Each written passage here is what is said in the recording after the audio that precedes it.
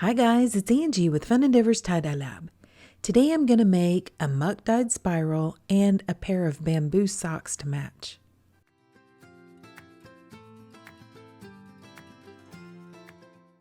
To spiral my shirt, I've taken the shirt and laid it out flat on my work table, and then I'm going to use a pair of locking tweezers, find a place down on the lower portion of the shirt, lock the tweezers in place, and then begin to spiral.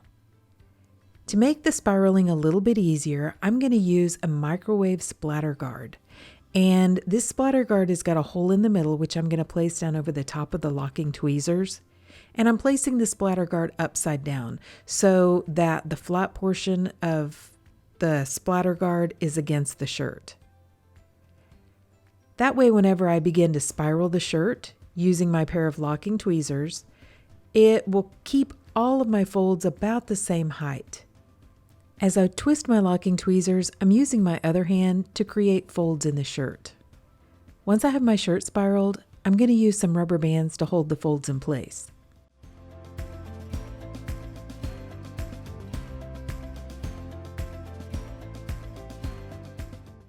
Now let's tie up the socks. These are bamboo socks which I purchased from Dharma Trading Company, and I've already soaked them in a soda ash solution. According to Dharma's website, the bamboo socks are 94% bamboo rayon and 6% spandex. I'm going to start by folding the bamboo socks in half lengthwise. Then I'm going to grab one end of the sock and start to spiral it on itself. Once I have the sock spiraled, I'm going to use my sinew to tie a few definition lines in the socks. I'm going to tie 2 lines of sinew perpendicular to each other, basically forming an X on the socks. That'll divide the socks into 4 different sections. Then after I'm finished tying up the socks, I went ahead and placed them aside, and they actually sat there for a couple of days until they dried out completely. They don't have to be dry though, it just happened to work out that way for me.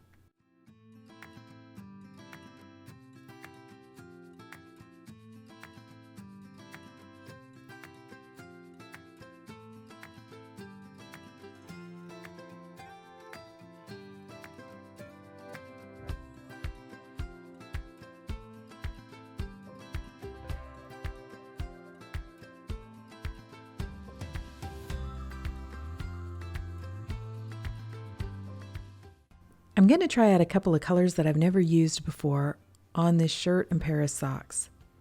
I haven't ever used Pro Chemical & Dye's Grape, and I just got in Mindbender A and B, so I'm going to use Mindbender A on this shirt. I'm going to muck dye the shirt, so I've taken it and the pair of socks and placed them down inside of a plastic container. Before I begin applying the dye though, I'm going to take a little bit of navy from Pro Chemical & Dye and place it down inside of the container. That's going to give a little bit of darker lines to the shirt. You may have seen me make shirts where I take and place 1 or more colors on the front of the shirt, and then I'll turn the shirt over and place a darker color all over the back of the shirt. This is kind of that same technique, except it's ice dye instead of liquid dyeing. Once I get the navy on the bottom of the container, I'm going to lay my shirt on top. Then I'm going to make a couple little areas to place each sock on top of as well.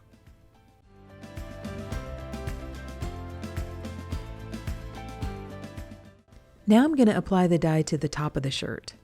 I'm going to start with Grape from Pro Chemical & Dye, and I'm going to divide the shirt into 4 sections using the grape. So I'm going to do 2 lines of grape perpendicular to each other. Very much like I did with the socks, except I used the sinew on the socks. When I apply the dye to the socks, I'm going to place the grape over the top of the sinew lines.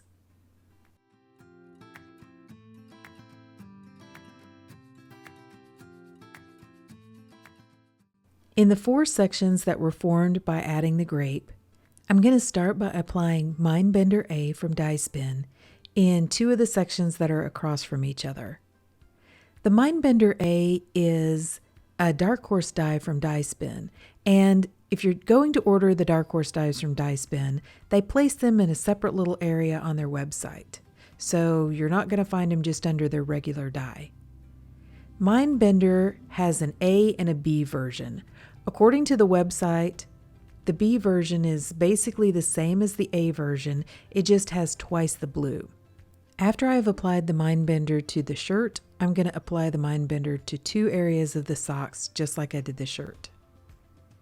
Then in the remaining areas, I'm going to use Moody Blue from Die Spin. And Moody Blue is also one of the Dark Horse dies.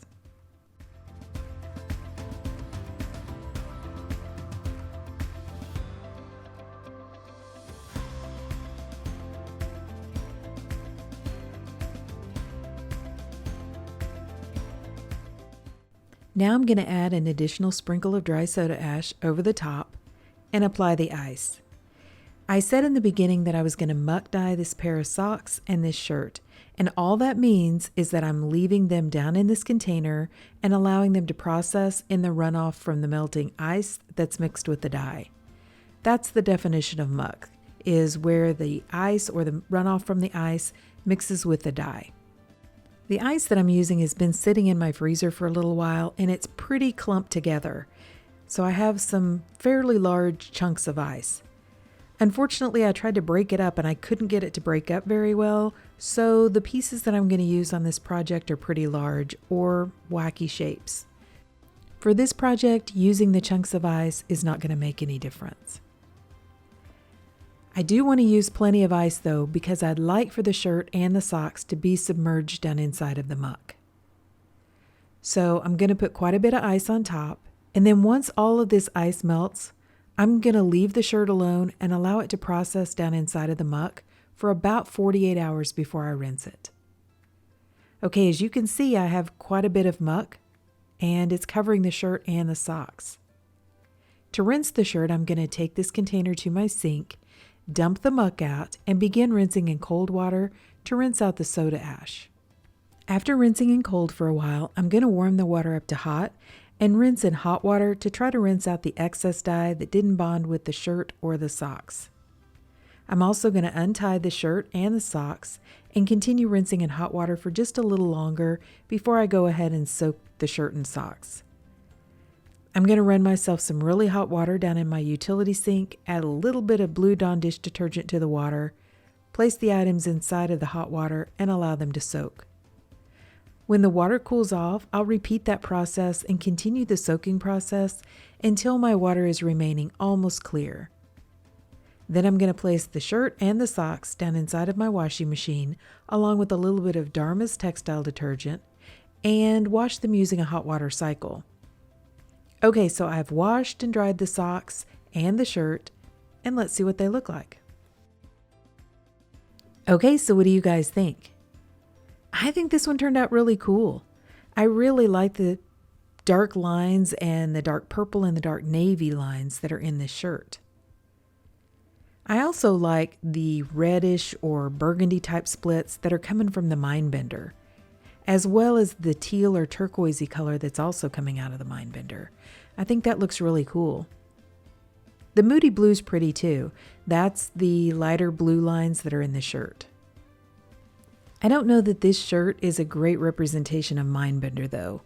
I think there are too many different color splits going on and I have too many dark colors. I think they kind of overtake the Mindbender.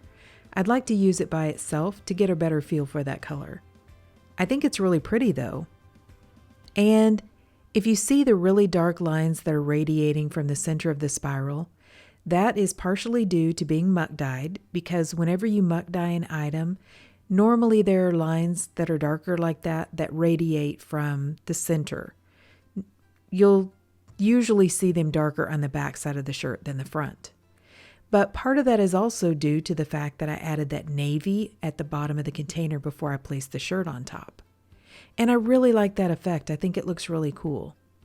I like the placement of the spiral too. I think it looks very interesting to start a spiral down in the lower portion of the shirt. You know, it's kind of expected to have a spiral that starts right in the center.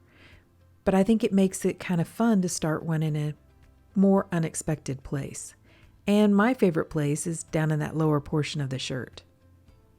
I think that the socks turned out really cool too. I like the fact of having the socks match the shirt. And these bamboo socks dye up really nice. They're nice and bright, vibrant, and they're super soft.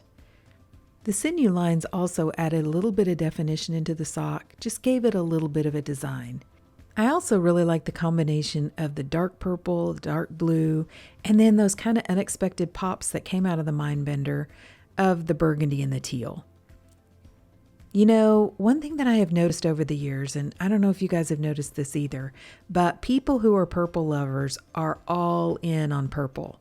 You know, lots of people have favorite colors, but I have never seen anybody more excited about their favorite color than people who love purple. So I think this would be a great shirt for a purple lover. So overall, I love this shirt, but what do you guys think? Please drop me some comments down below and let me know. And if you've enjoyed watching this video, I sure would appreciate it if you would like it and if you'd subscribe to my YouTube channel. If you'll hit the bell, you'll receive a notification whenever I upload a new video. Thank you all for watching, and I hope you have a great day.